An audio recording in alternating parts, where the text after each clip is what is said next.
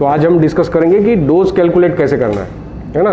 तो कोई ड्रग्स का डोज रहता है हमारे न्यूनेट में बहुत कम रहता है, एडल्ट में उनको टेंशन नहीं रहता, पूरा वायल फोड़ते भरते और दे देते हैं, वैसा न्यूनेट में नहीं रहता।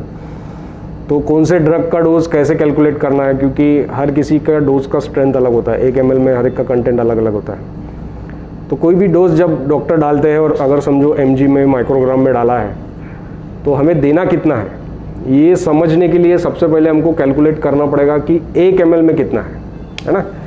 अगर आपने 1 ml में कितना कंटेंट है ये कैलकुलेट कर लिया तो आप उसका डोज कैलकुलेट कर सकते हैं। ठीक है, तो ये लिस्ट दिया था मेरे को कि ये थोड़ा सा ये ड्रग्स के बारे में थोड़ा सा डिस्कस करना है करके। जैसे समझो सेफ्ट्रैक्सोन है, सेफ्ट्रैक्सोन क्या स्ट्रेंथ में आता है, या तो आता 500 mg में है ना सेफ्ट्रैक्सोन, या तो आता है 500 मिलीग्राम में, या तो आता है 1 ग्राम में। तो इसको आपको डाइल्यूट करना होता है, ये पाउडर फॉर्म में आता है। अब इसको जैसे डाइल्यूट करोगे वैसा उसका कॉन्सेंट्रेशन बनेगा, है ना। अगर आप 5 ml में डाइल्यूट करोगे तो उसका कॉन्सेंट्रेशन अलग बनेगा, 10 ml में डाइल्यूट करोगे तो उसका कॉन्सेंट्रेशन अलग बनेगा। अगर मैं 500 मिलीग्राम को अगर 5 ml में डाइल्यूट करता हूँ तो 1 ml में कितना आएगा फिर, तो 1 ml is equal to 100 mg। तो हमको 1 ml का कैलकुलेट करना है। अब 1 ml का क्यों कैलकुलेट करना है, जितना भी डोज सामने वाले ने लिखा है, डॉक्टर ने लिखा है, उसको आपको डिवाइड करना है जितना उसका कंटेंट है 1 ml में। तो अगर किसी ने डोज लिखा है कि 300 mg तो कितना ml देना है आपको, 300 divided by 100 is equal to 3 ml। अगर वो लिखते हैं 500 mg तो पूरा देना है, और उन्होंने लिखा कि 250 mg तो 2.5। ठीक है, अगर समझो वो 1 ग्राम का वायल है और 1 ग्राम के वायल को आपने डाइल्यूट किया है 5 ml में, तो 1 ml में कितना आएगा, 200 mg। ठीक है, क्योंकि ये 1000 ग्राम है, 1000 मिलीग्राम है। ठीक है, तो आपके 1 ml में 200 mg आएगा। ठीक है, तो अगर आपको अभी 300 mg देना है तो कितना ml आएगा ये, 300 divided by 200 is equal to 1.5 ml। तो आपको बच्चे को कितना देना है इंजेक्शन, 1.5 ml देने का। तो जब भी आप कोई भी दवा देते हैं तो उसको किसके साथ कॉम्पेटिबिलिटी है ये देखना ज़रूरी है। जैसे अगर आपने यहाँ पे सेफ्ट्रैक्सोन देखा तो सेफ्ट्रैक्सोन को कभी आरएल में नहीं देते, है ना। आपको नॉर्मल सलाइन में देना है, डीएनएस में देना है, दे सकते हैं, लेकिन उसको कभी आरएल में नहीं देते। तो उन्होंने देखा है कि आरएल के साथ में कुछ लोगों को रिएक्शन आई है, तो कौन सी चीज़ के साथ में नहीं देना है ये हमको समझना बहुत ज़रूरी है। उसके लिए पढ़ते रहना है, और नहीं पता है तो पूछना है ना। लेकिन कोई भी इंजेक्शन किसी भी इसमें चलता है ऐसा नहीं है, उसको आपको स्पेसिफिक कुछ कॉन्ट्राइंडिकेशन है वो भी देखने पड़ेंगे। अभी दूसरा इन्होंने पूछा एमिकासिन। अब एमिकासिन के भी अलग अलग स्ट्रेंथ आते हैं। तो एमिकासिन में 1 ml में 200 mg वाला भी आता और 100 वाला भी आता, लेकिन अपने यहाँ पे डोज कैसे रहते, 20 mg है ना। और 20 mg देना है तो कैसे देंगे, अभी 20 को कितने से डिवाइड करना पड़ेगा, 100 से। कितना हुआ ये,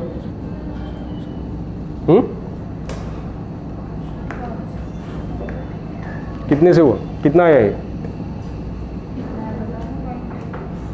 0.5 कैसे आएगा, 0.2 आएगा। तो आपको 0.2 ml देना है, तो आपका डोज कितना आएगा, 0.2 ml। अब ये 0.2 ml एमिकासिन का डोज आपको देना है, लेकिन आपको 0.2 ml लेके पुश नहीं करना है। क्यों, क्योंकि ये एक नेफ्रोटॉक्सिक ड्रग है। नेफ्रोटॉक्सिक ड्रग मतलब इसका असर किडनीज पे पड़ता है। तो जैसे लैसिक्स हो गया, एमिकासिन हो गया, इनको एकदम से पुश नहीं करना है, इनको डाइल्यूट करना है और धीरे धीरे धीरे धीरे देना है, समझे। तो एमिकासिन का डोज हम 1 ml में कितना है उसको उससे डिवाइड कर दो डोज को, उस हिसाब से आपका आ जाएगा। ठीक है, फिर आता है फिनोबार्बिटोन।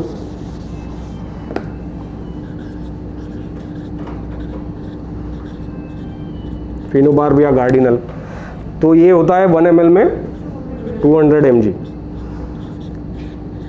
अब इसका डोज कैसा रहता, 7 mg 8 mg ऐसा रहता है, मेंटेनेंस डोज ऐसा ही आता है हमारे यहाँ पे।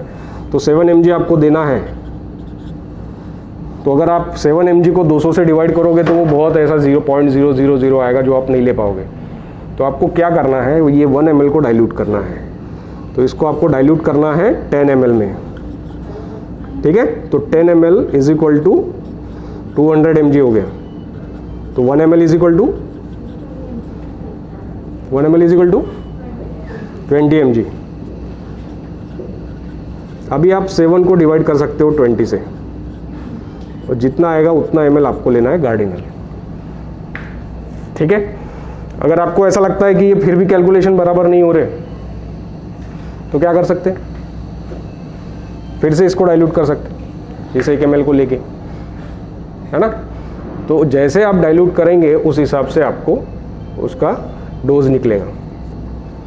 तो जो बहुत छोटे छोटे डोज होते हैं, 200 mg का है 1 ml में, लेकिन आपको देना 7 mg है, उसमें आपको डाइल्यूट करना होता है। ठीक है, समझा ये।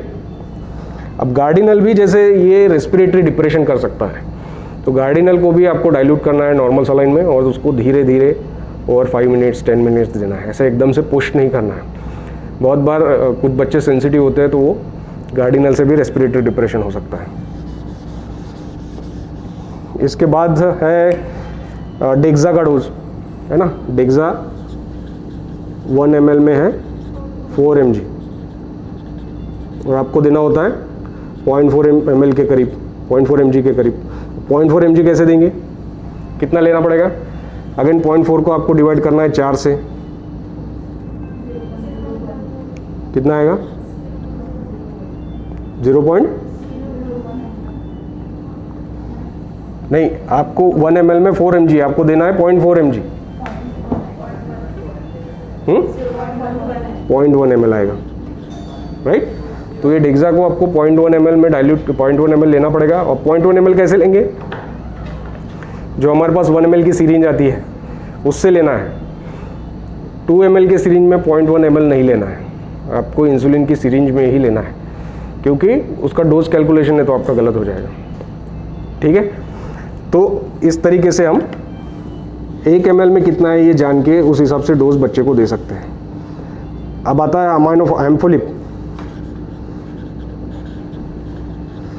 एम्फोलिप में आता है 1 ml 2 ml is equal to 10 mg 10 mg का, है ना।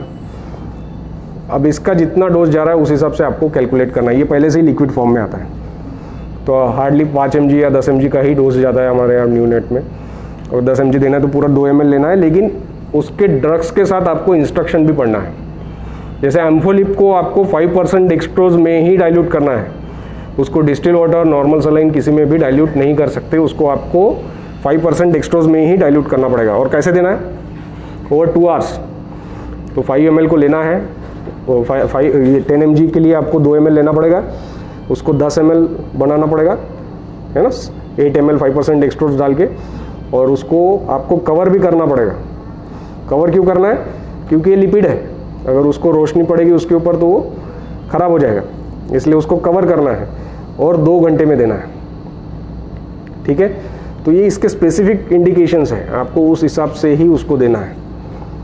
ठीक है, तो अगर उसमें स्पेसिफिकली लिखा है कि इसको 5% में देना है तो आप उसको दूसरे इसमें डाइल्यूट नहीं कर सकते। अगर हमको पता नहीं है तो क्या करना है, उसके अंदर जो ड्रग्स का डिस्क्रिप्शन दिया हुआ है उसमें जाना, डाइल्यूशन का कॉलम पढ़ना, है ना, हाउ टू गिव डोजेस का कॉलम है, वो सारी चीज़ें पढ़ के उस हिसाब से देना है। नहीं तो कंसल्टेंट जो भी ड्यूटी पे है उनको पूछना है, पर अपने मन से नहीं देना है, क्योंकि डोज में ज़रा सा आगे पीछे हो गया तो डोज चेंज हो जाएगा, है ना। डाइल्यूशन में बोलो या फिर आपके डोज लेने में बोलो, तो अपने मन से नहीं करना है। अगर नहीं समझ में आता है तो पूछना है। फिर एक कोलिस्टिन अपने यहाँ पे यूज़ होता है, कोलिस्टिन अभी ये आता है 10 ml में जब हम डाइल्यूट करते हैं तो 10 लाख यूनिट होता है, तो 1 ml में कितना हो गया 1 लाख, ठीक है। और इसको जब हम डोज कैसा होता है 75,000 यूनिट या फिर 50,000 यूनिट, तो 50,000 जब देना है तो कितना होगा वो 0.5 ml। अब ये 0.5 ml को आपको फिर से डाइल्यूट करना है 2 ml नॉर्मल सलाइन में, और धीरे धीरे पेशेंट को देना है। ये भी नेफ्रोटॉक्सिक है, तो एकदम से पुश करना अवॉइड करना है हमको, धीरे धीरे ही देना है इसको। बाकी इसके अलावा होता है मेट्रोजिल। मेट्रोजिल में कितना है 1 ml में? तो ये 100 ml की बॉटल आती है 500 mg की, मतलब 1 ml is equal to 5 mg। तो जितना भी बच्चे का डोज है उस हिसाब से आपको देना है। 25 mg है तो 5 ml देना पड़ेगा, है ना। और 4 कैन का कितना है? 4 कैन का आता है 100 ml का बॉटल, उसमें है 200 mg, तो 1 ml is equal to 2 mg। तो जितना डोज आ रहा है उसको 1 ml में जितना कंटेंट है उससे डिवाइड करने का, तो आपका ml में डोज कैलकुलेट अपने आप होके आ जाएगा, ठीक।